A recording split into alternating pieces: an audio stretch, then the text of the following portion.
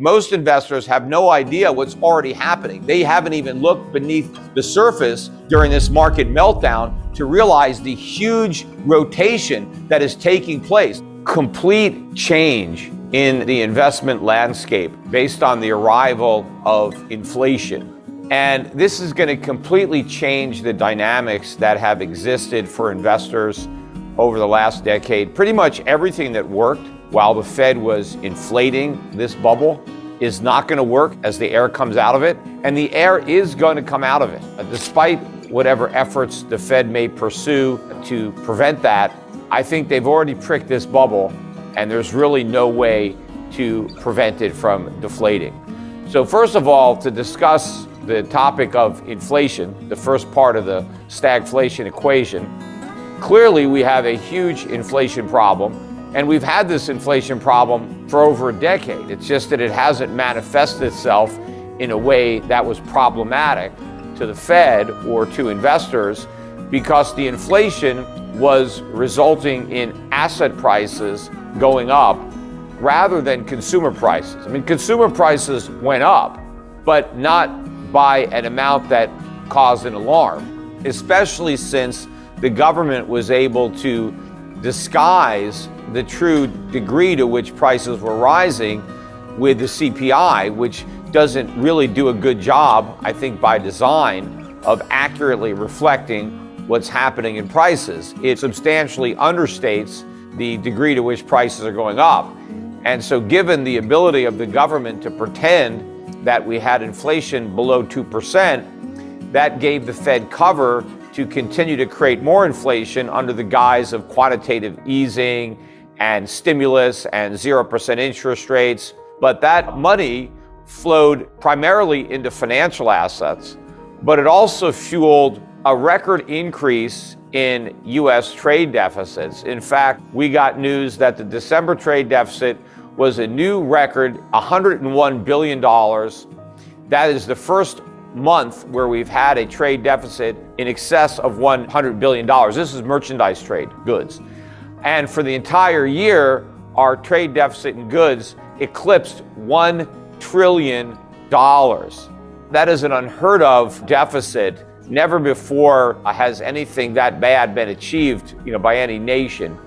Part of that actually kept a lid on inflation, even though the way the government measures inflation, we had a 7% increase in consumer prices. Imagine how much more consumer prices would have gone up had $1 trillion worth of stuff not been dumped into our market by our trading partners.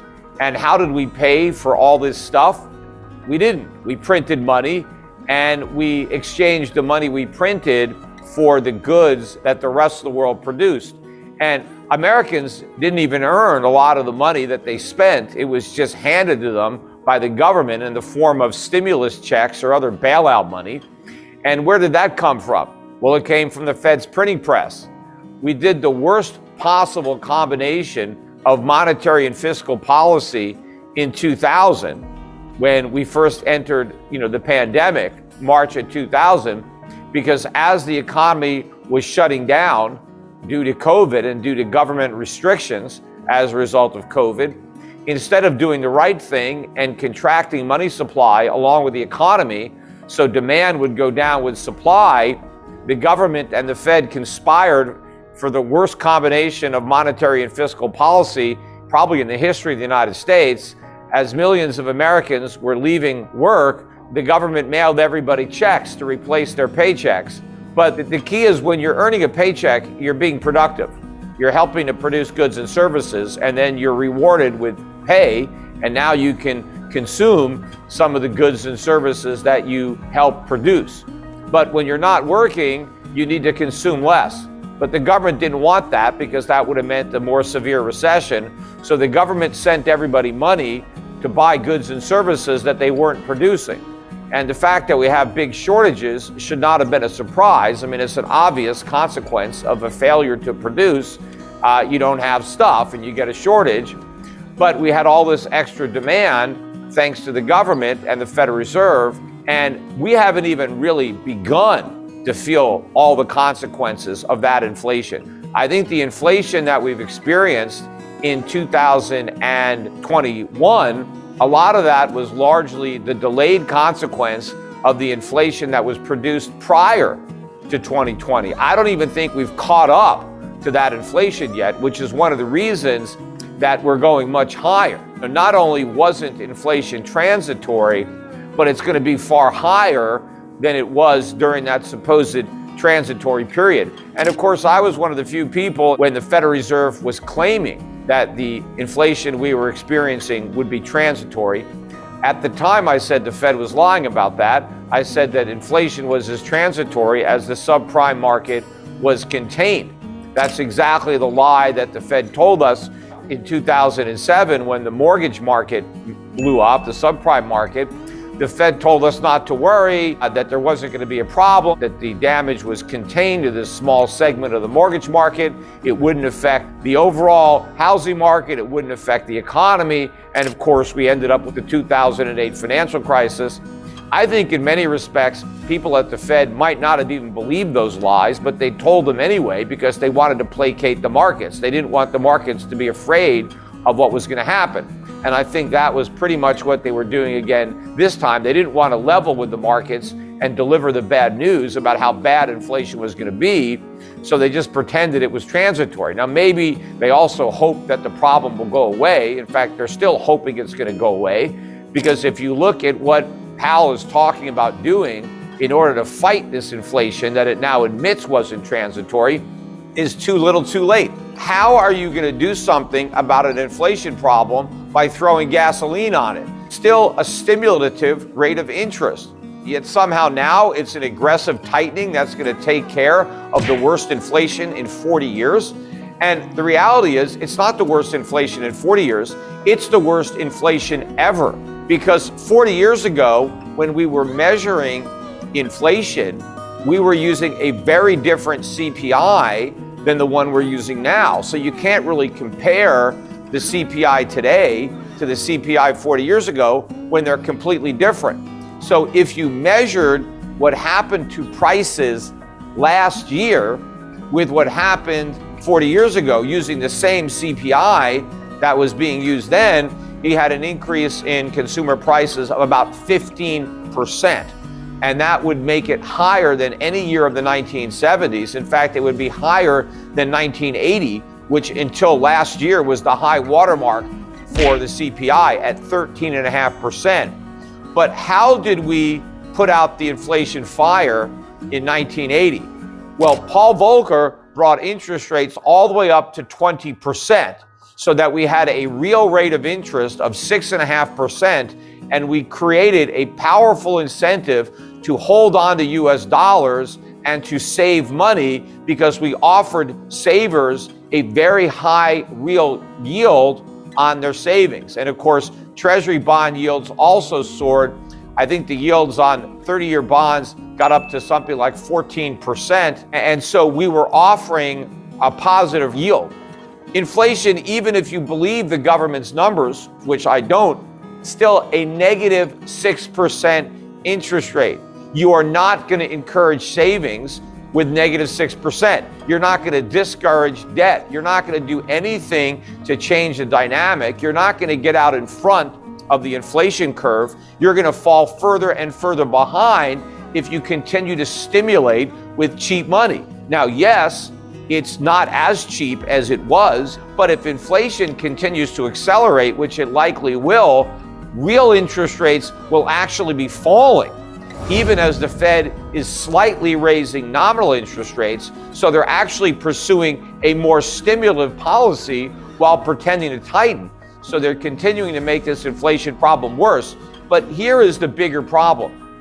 The only way the Fed was able to justify these artificially low interest rates and quantitative easing was under the pretense that an absence of inflation gave them the leeway to do that. Now that inflation is triple or more, 2%, there is no way the Fed can justify maintaining the artificially low interest rates, because even if they raise interest rates 2%, they're still artificially low. The only reason that the Fed kept rates so low was because we had such a gigantic debt bubble that those low interest rates were the only thing keeping us afloat. If interest rates were allowed to normalize, we would have a far worse financial crisis than 2008. We would have all the big banks that we bailed out failing. We'd have a crash in the stock market. We have a crash in the real estate market. And not only would the private sector have difficulty servicing its debts if the Fed were to allow interest rates to go to a natural level, but the United States government would also be in the same predicament, maybe even in a worse predicament. The US government would be forced to default on its national debt. So the reality is the Fed is caught between a rock and a hard place. There is no way out. There's only a bad choice and a worse choice. The bad choice is to fight inflation, let interest rates go up, and let everything collapse. The worst choice would be to continue to create inflation to avoid that and postpone the consequences of hyperinflation. But unfortunately, that's likely the choice that they're going to make.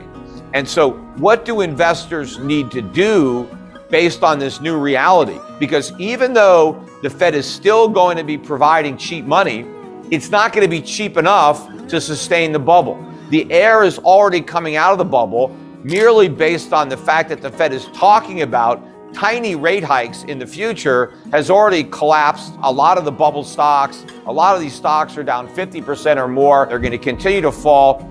In the meantime, look around the world. As I'm speaking, I think the Nasdaq's down about 14%. S&P was off about 9%. Foreign markets are up, especially if you look at the value stocks. We're seeing huge rallies in dividend-paying stocks in Europe and Asia, stocks that have been left for dead for years, stocks that were used as a source of funds.